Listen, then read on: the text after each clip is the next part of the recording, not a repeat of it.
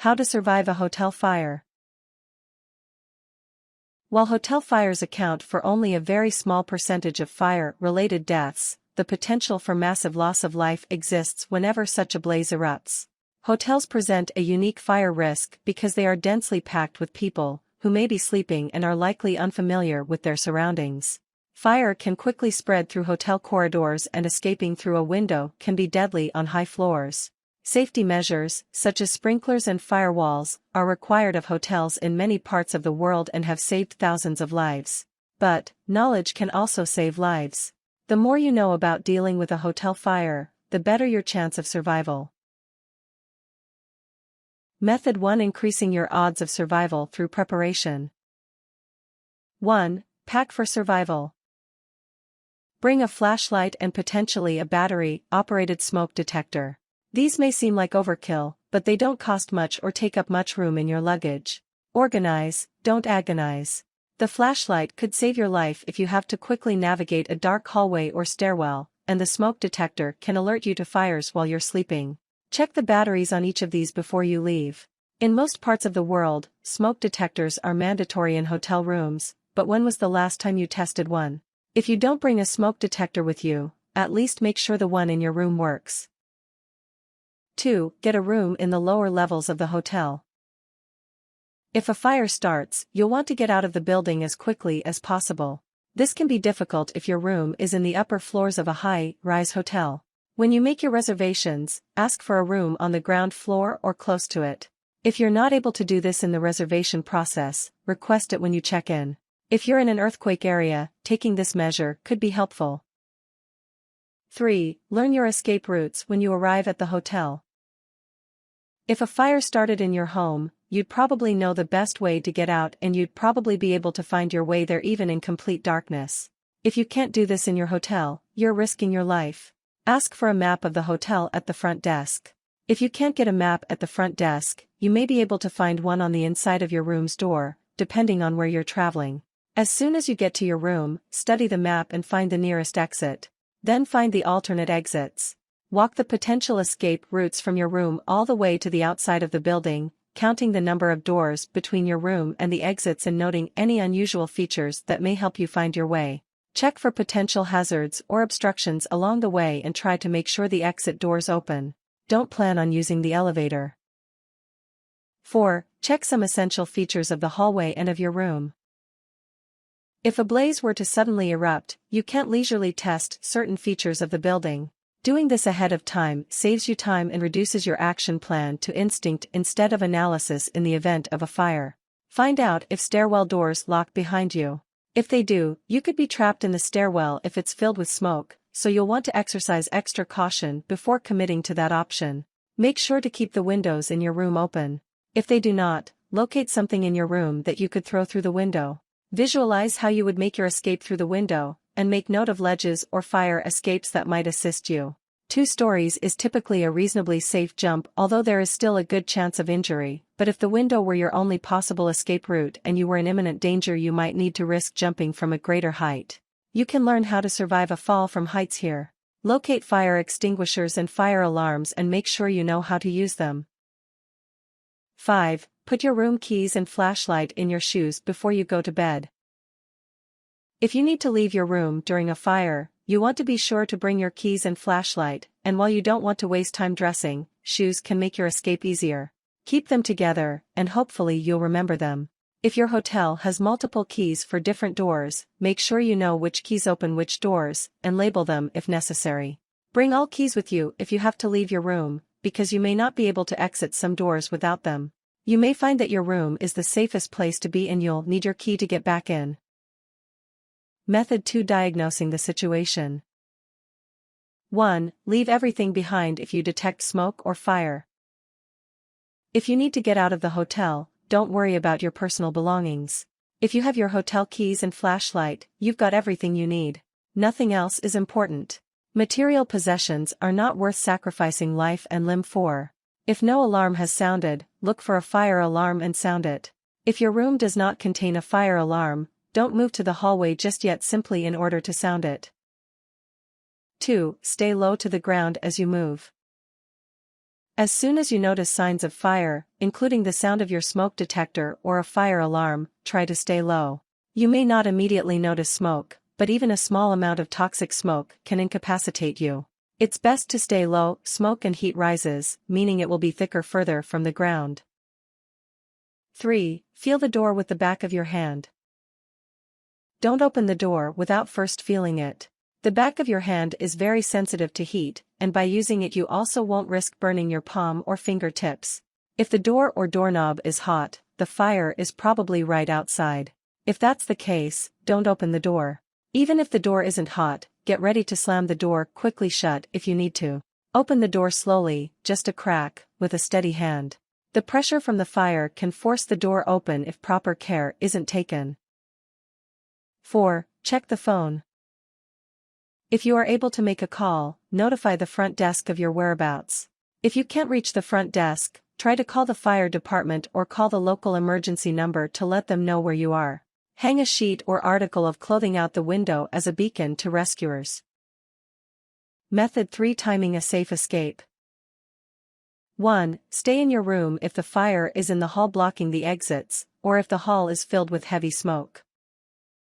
Even if flames are not present, thick smoke can kill you, so unless your room is on fire or also filled with heavy smoke, you're probably better off staying inside.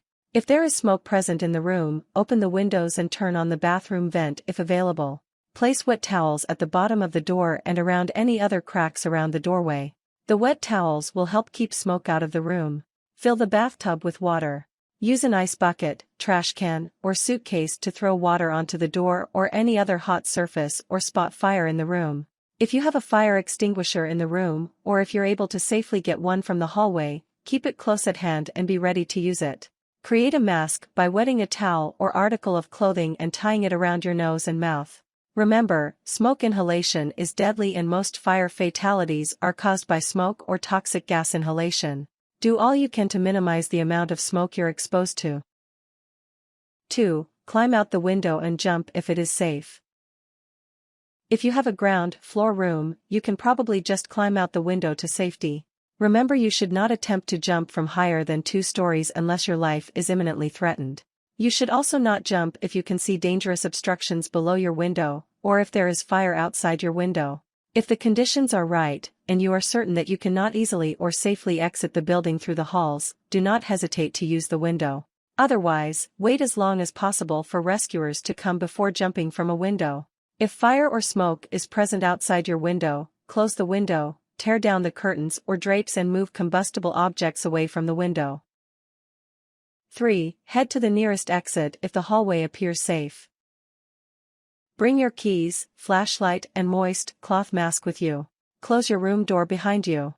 Closing the door will help to keep smoke out of the room, which could save your life if you need to return to the room. Stay low. If even the slightest amount of smoke is present, or if it is dark and you cannot tell if smoke is present, crawl in the hallway. It's important to understand that while the air may be reasonably safe to breathe near the floor, one breath of the toxic air that may be lurking higher up could incapacitate, and eventually kill, you. There can also be substantial temperature differences in just a few vertical feet. You may not be able to tell if the air above you is poisonous or superheated until you have already breathed it in. By then it could be too late. Stay low. Stay near the wall as you make your way through the hall. The wall can be your guide down the hallway, so try to keep in contact with it. In addition, other hotel guests may be running down the hall and you're more likely to get trampled if you're in the middle of the path. 4. Count the doors to the exit, and stay on the same side of the hall as the exit.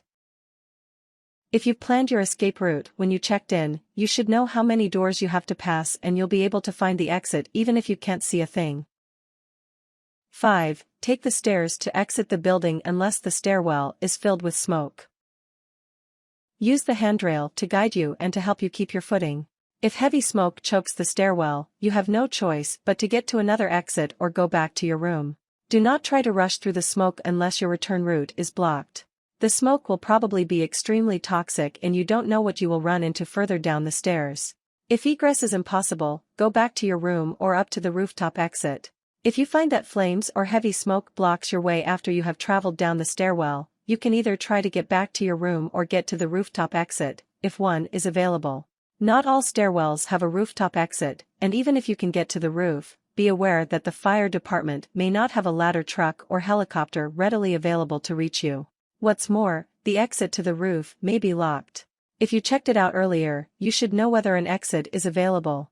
If you're not sure, try to make it back to your room, where you can either wait for rescuers or attempt to jump from the window.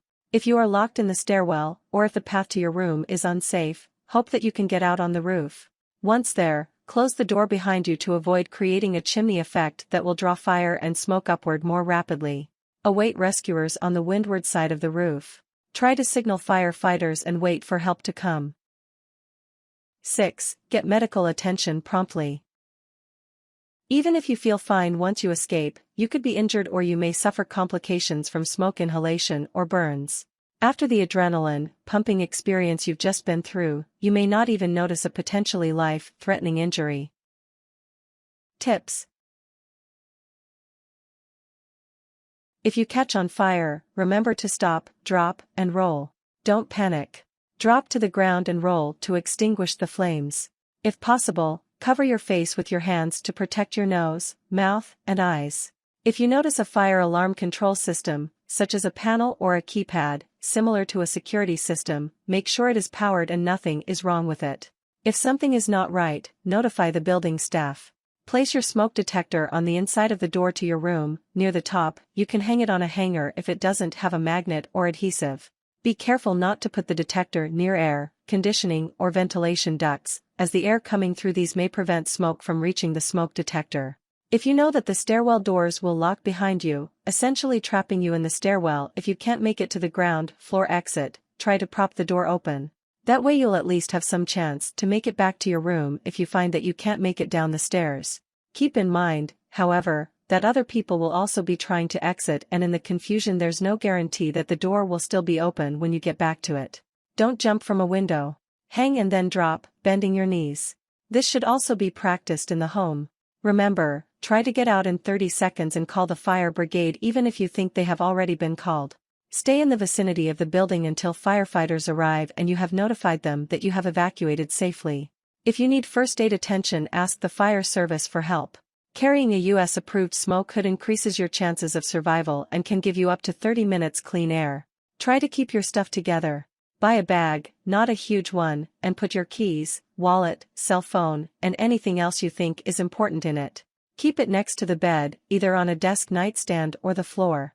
If there's a fire, all your important, can't afford to lose things will be right next to you. If the smoke detector in your room doesn't work, get it repaired or insist on another room, particularly if you haven't brought your own backup. Every fire is different. While these guidelines can help you survive a fire in many cases, there may be situations where you need to do things differently and you may need to make difficult decisions.